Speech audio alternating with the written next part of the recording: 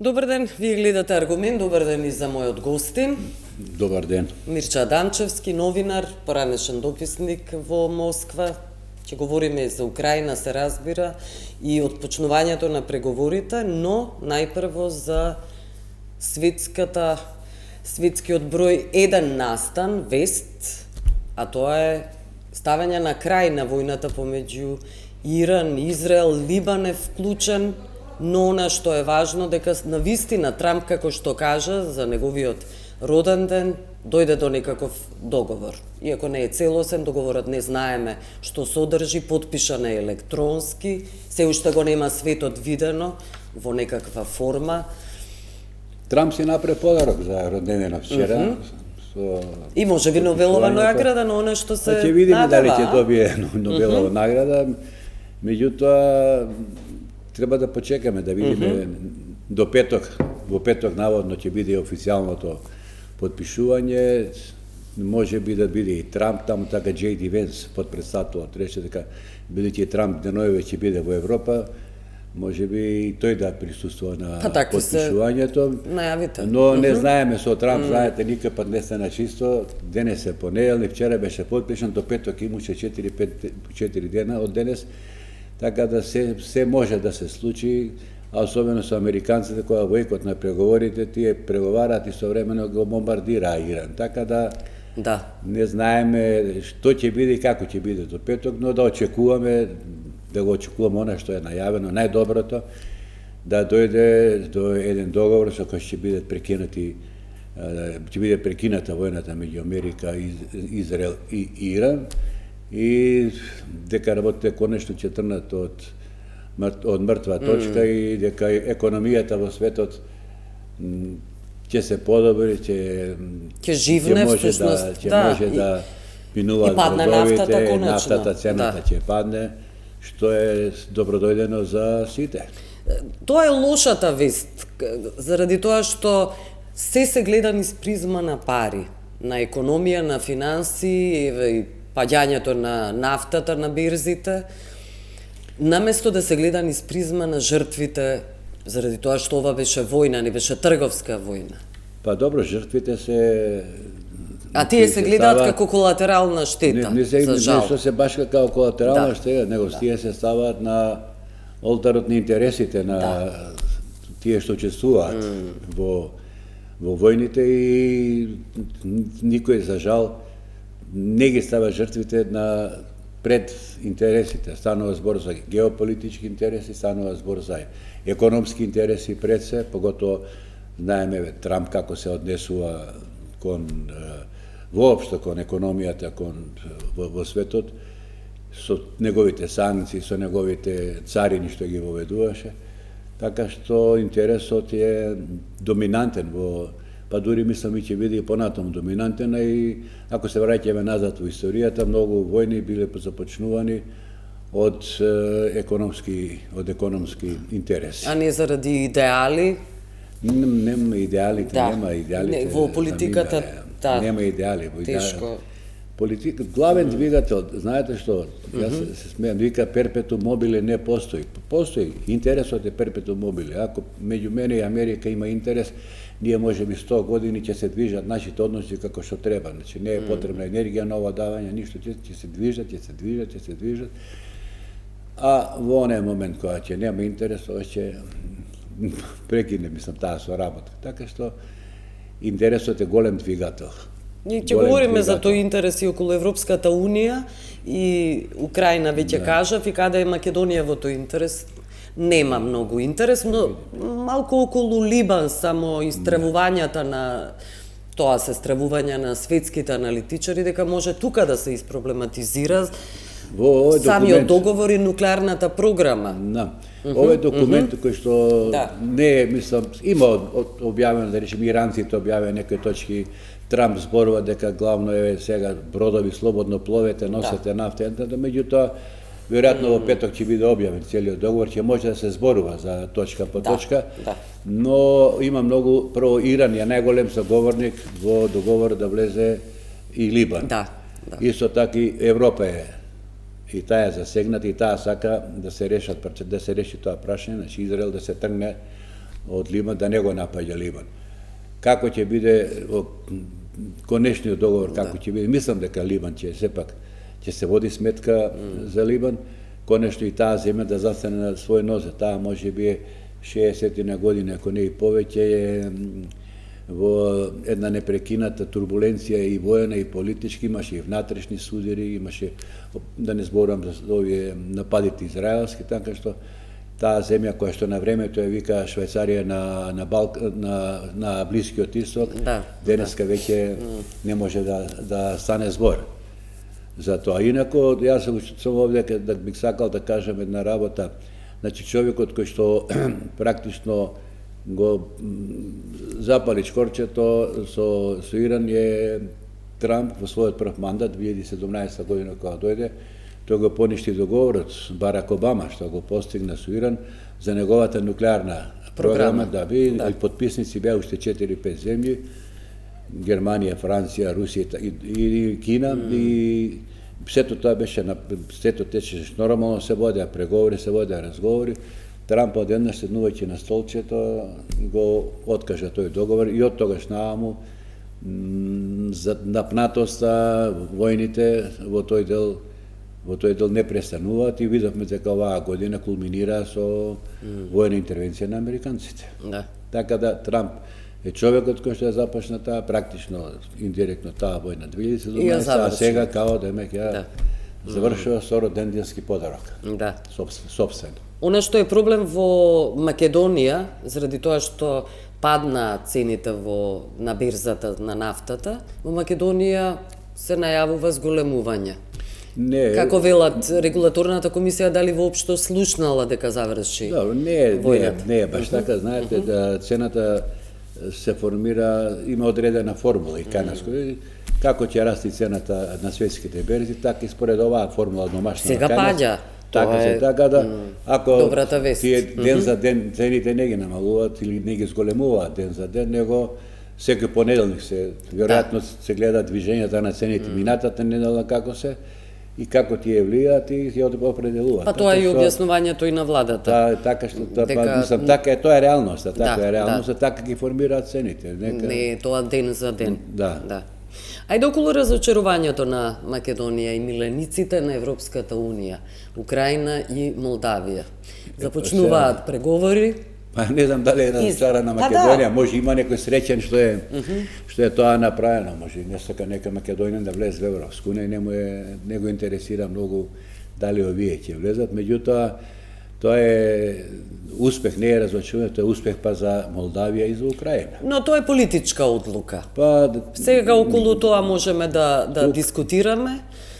Сосема сте во право, затоа што станува збор за политичка одлука, бидејќи знаеме дека, да почнеме од Молдавија. Во Молдавија имаме еден замрзнат конфликт од 90-тите години, Приднестровје, таа е делот што е на реката Днестар, кој што не е под контрола на централната власт. Таму има и воена база и руска. Внатре во Молдавија има една автономија, гагаузска автономија. Таму живеат, да речеме, молдавци, чиј мајчин јазик е турски, но се православни. И централната власт во Молдавија врши страшен притисок врз таа автономија. И сега Европа воопшто не реагира за притисокот на централната молдавска власт врз Гагаузија или она што се случува, или како да се реши прашањето со Приднестровје, него одеднаш ајде ќе отвориме преговори со Молдавија. Сега да се префрлиме на Украина. Украина е во војна. Украина не контролира речиси 20% од територијата, меѓутоа Европската Унија вика мора да влезе или ќе ги почнеме преговори да ја вклучиме Украина кај нас. Веројатно тоа е под притисок на украинците кои што велат дека ние ја браниме Европа, и за да биде одбранета Европа, вие нешто треба да направите за нас. Што ќе направите? Ќе не примите во Европската Унија. Како ќе примиме? Ќе не примите ако може 2007 година или 2027 или 2028, ако може да не примете. И само во Европа има Тоа отпори. прибрза трака. Отпори има и сега... Конечно и Маđар се спротиставува. тоа Еден од условите, прашање. за тоа ќе говориме, за условите на унгарскиот И премиер. сега не може, вика имате технички услови кои што треба да се исполнат. Техничките услови се исполнуваат 6-7 години. Па имате после други преговори, ова кои ќе траат 10 до 15 години. И сега тука се лути председателот на Украина Зеленски, ама како тоа ние мораме да бидеме подитно.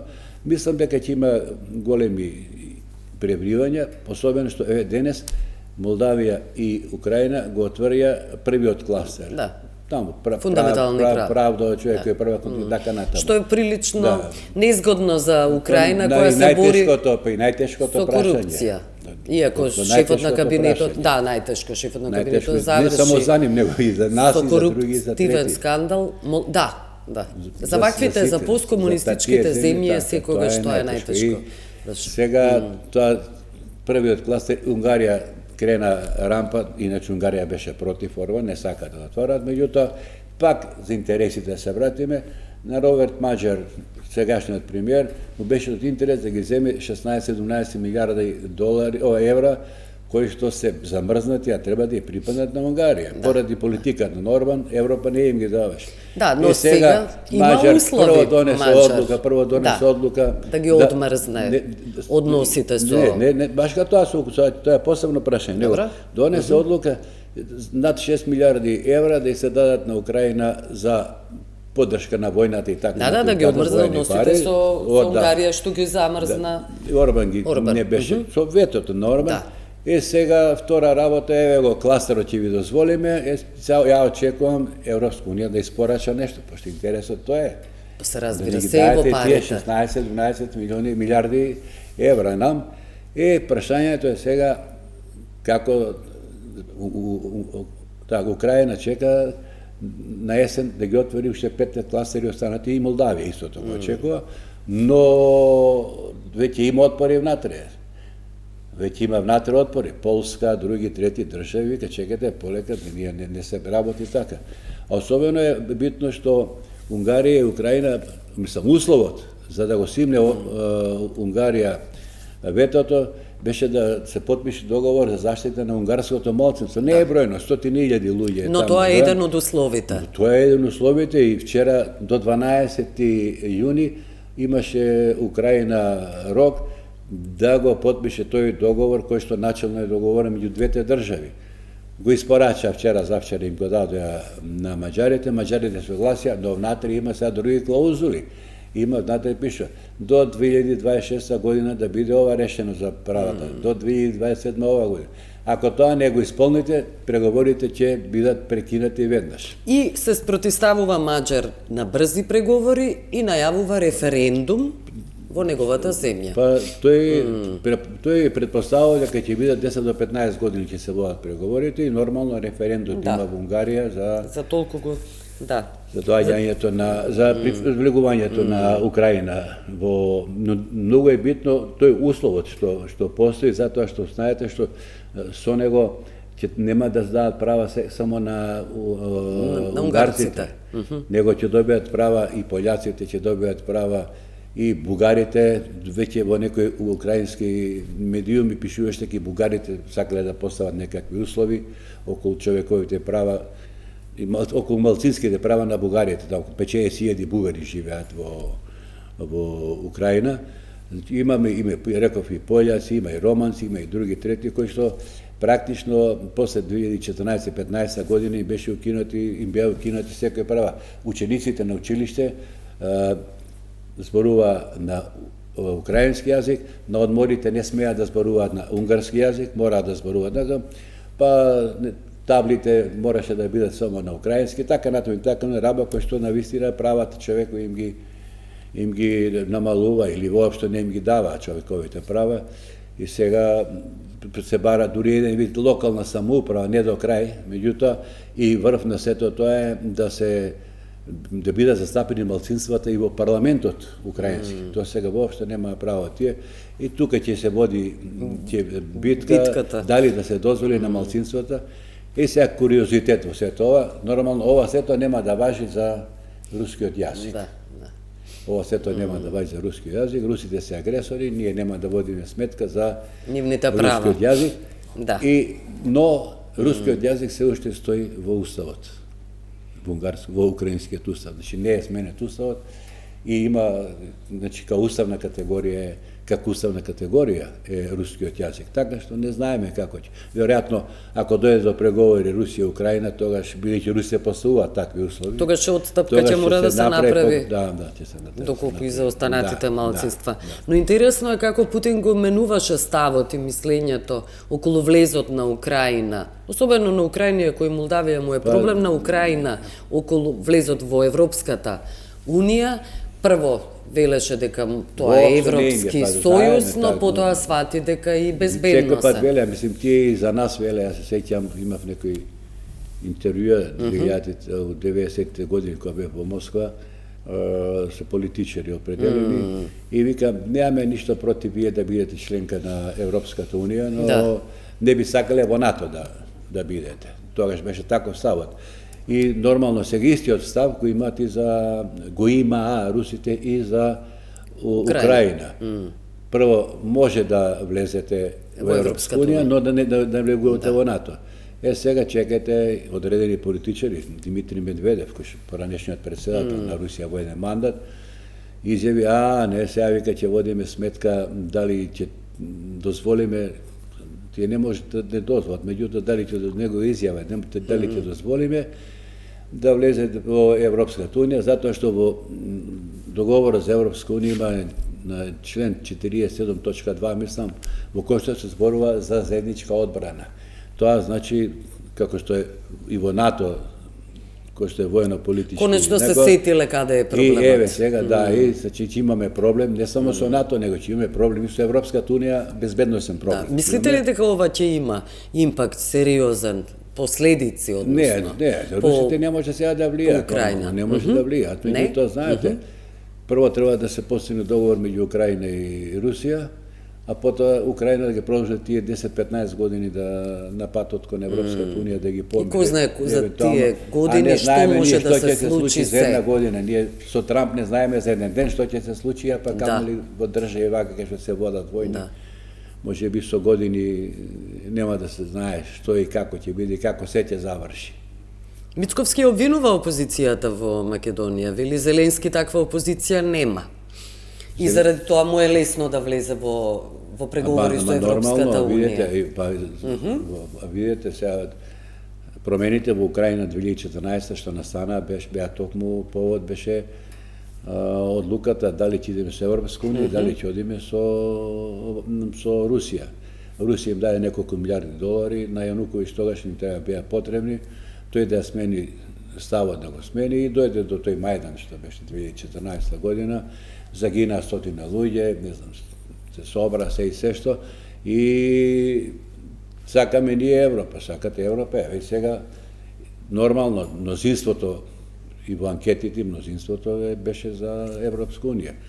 И нема нормално дека нема да има таму кога гинат луѓе, загинат има можеби 250.000 украинци досега има загинато и руси и украинци по 250.000 на бројки.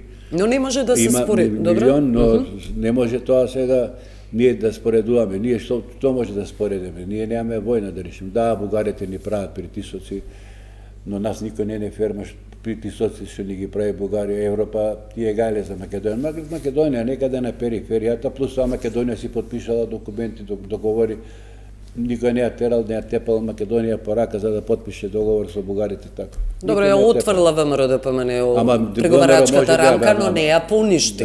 Мораме тоа да го потенцираме. Ќе поништиме, ова ќе поништиме, они името и презимето ќе го поништиме, не поништиме ништо. Или ќе променат преговарачката рамка. Ништо не промени. Тоа беа најавите. Да. Еве се види и некни вотиват кои беа преговорите, гледаме што е резултатот се и се што. Треба основно, сите кој ќе дојде ќе ви рече тоа што се го потпишале, тоа ви е домашна задача треба да си ја спроведете. Како ќе си ја спроведете е ваша работа. Да. Тоа е за Македонија. Црна Гора оди забрзано исто така Од кон само- Европската унија. Да, Верувате ли оди- како министерот за транспорт Александар Николовски кој вели дека не верува, односно дека Европската унија практично го лаже Западниот Балкан, дека е подготвена за проширување? Може да е, видите, може и да го лаже, може да не го лаже, меѓутоа тие одат напред, тие чекорат напред. Ние сме тие што заостануваме или што ни чекор не сме направили. Чекорат во реформите на Тие тоа. чекорат во реформите, тоа е Тоа треба доволно. да- Камо да, ние да ги направиме акцентот тие да се реформи, па полека да напредуваме кон Европска унија. Ние ништо не сме направиле од тие реформи. Така што, а плюс тоа тие си ги отворија еден кластер, друг кластер, трет, четврти, пети, мислам Црна Гора сите кластери ги има отворено. И сега, тоа е процесот, и ова што го зборувавме и преска за Украина, дека ќе треба 10-15 години. Да се, прво, техничките прашања биле 7-8 години да се испреговарат, па после другите прашања што треба Дали да се нема да испреговарат. биде забрзан Нема да тој би- процес? Сега зависи тоа нон-пейперот што беше од Макрон и од Мерц, Мерц, како ќе се реализира, меѓутоа има голем отпор натре во Европската унија. Околу тоа и мислам дека заговорниците за брз прием на Украина, а тоа се северните земји, Шведска и другите, балтичките, другите, тие се за брз влез на Украина, но тешко дека ако влезе Украина брзо, тога Црна Гора пред неа ќе влезе сигурно. Ако требаат на Украина 3 години, Црна Гора една година ќе и треба. Така што според односот кон Црна Гора ќе можеме да зборуваме и за односот кон Украина и кон односот кон Македонија и останатите земји кои што аплицираат или веќе почнале преговори со Европската унија. Турција да не забораваме колку години да не зборуваме колку Добро, се но заборавија. нема, да, Ма нема нема и таму има воопшто политички влезат ја политички интерес, не е но и, главно. добро, но и реформите околу демократизација се многу секако, важни. секако, меѓутоа сепак. Да, политиката политички е, но политички. се И разбира. приемот е политички на многу држави, е политички прием. Зар Бугарија и Романија заслужува, мислам сега, да бидат членки не беа. Меѓутоа успеа и двете, затоа што се блиску до Русија, блиску до... Да, нормално. Тоа само помогло, мислам. Да. Како не? Геополитиката помага да се забрзаат работите. Ама корумпирани. Се добро ќе ги приеме корумпирани. И уште има там, па и во Брисел има корупција, па добро. Да, но добро. Функционира владењето на право, функционира судството и многу други аспекти. Не можеме да споредиме. Токму така. Да. Околу, еве, изгореа 2 дипломатски автомобили, коли во пред бугарската амбасада и провокациите продолжуваат. Тешко може да дојде до некакво решение во вакви затегнати тензични односи со Бугарија. Очигледно дека е ова намерно палење на автомобили воопшто да не дојде до Прашањето кој ги запали автомобилите, дали МВР вели дека брзо тоа ќе го... Добро, може има некој од домашни дома кои ќе палеле, може тоа да е нивна провокација, мислам тоа се само предпоставки. Да, не можеме да кажеме. Да, не можеме ништо повеќе да кажеме од кого што е и како е тоа направено, но не е добро дојдено. Но во светот на интересите и провокациите некој пат се ставаат во интерес на она што е зацртано као цел. Еве, јас да речеме сум член на Советот за етика медиуми, ние добиваме многу жалби за одредени македонски медиуми кои што наводно ширеле говор на омраза и тие се од Сдруженијата на бугарите во Македонија или пробугарски сдруженија и се жалаат дека овој напишал така, овој напишал така, независно што станува збор за коментари, за лични ставови, во кој што и нема ни говор на омраза. Но кога ќе видиме па како е, имаше деновеме пренесени текстови од искажувања од Бугарија во однос на Македонија, исто така со говор на омраза, ама тие не го спомнуваат дека и говор на омраза има и таму. Така што, она што беше на почетокот преговорите, да нема говори на омраза, тоа треба да оди обострано, не треба да станува збор само дека еве во Македонија имало говор на омраза. Го поврзам со ова, со палење на автомобили. Па добро, МНР вели дека ова е класичен пример на насилство, предизвикано, иницирано од говор на омраза кој низ годините, конечно, го имало. Но околу внесување на бугарите во уставот, во македонскиот устав и владата се спротивставува на внесувањето на бугарите, слично ќе треба и Зеленски да има такви предизвици. Ќе има, јас ви кажам, со унгарците ќе има големи предизвици. Дали ќе се согласи? Кои се вашите сознанија? Видите, дали слично ќе реагира? Украина е во многу тешка состојба. Ај што има војна, ај што нема пари, ај што населението бега од земјата.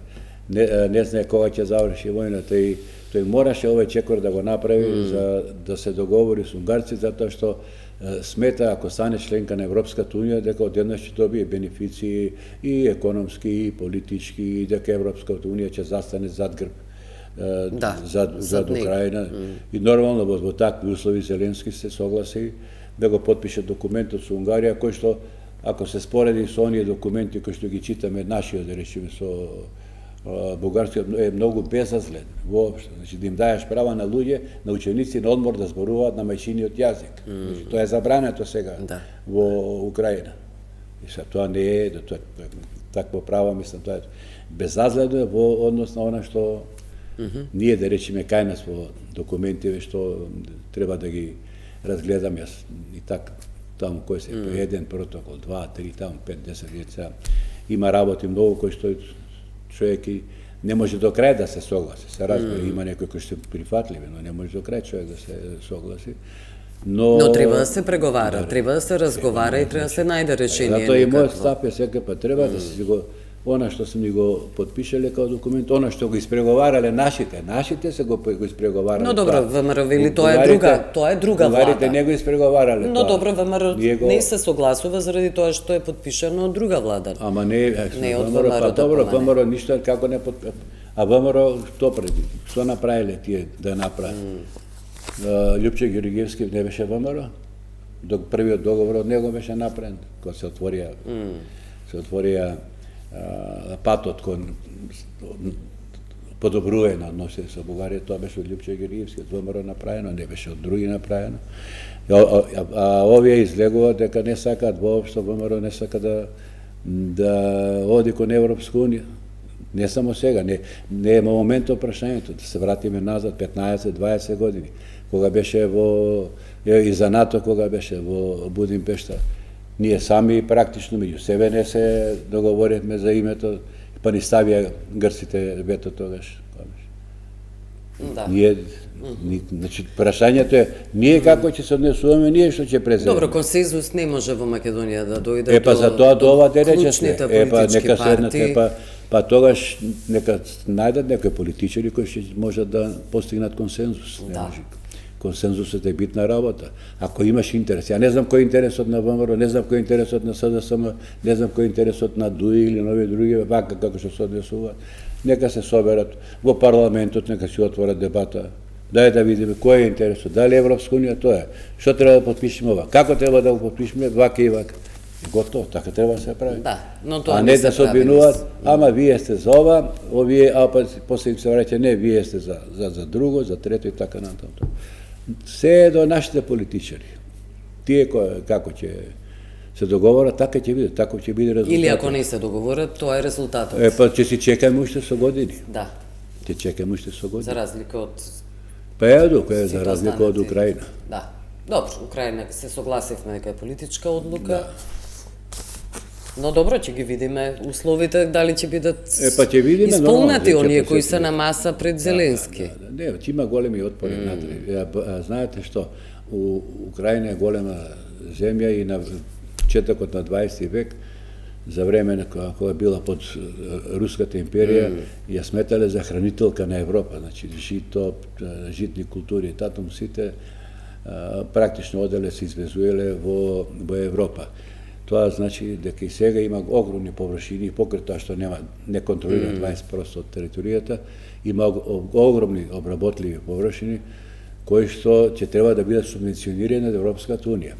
Сега, ако е купчета се субвенционирање ова и го делат Полска, Франција, не знам, само Италија, Шпанија и други, така, И сега треба од нивното купче да им земе Украина, Украина не е мала, може ќе земе поише. Сега работата е зашто од џебот од купчето на Франција да се земе или од купчето на Шпанија да се земат пари, па сега Но така функционира Европската унија, тоа е. Да.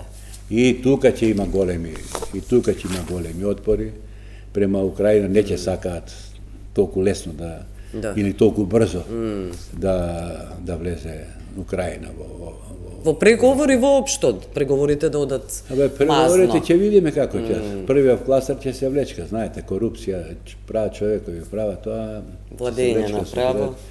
Додека има војна, а знаете во воени услови веќе се јавуваат и симптоми на авторитарен режим во Украина, не само во Русија.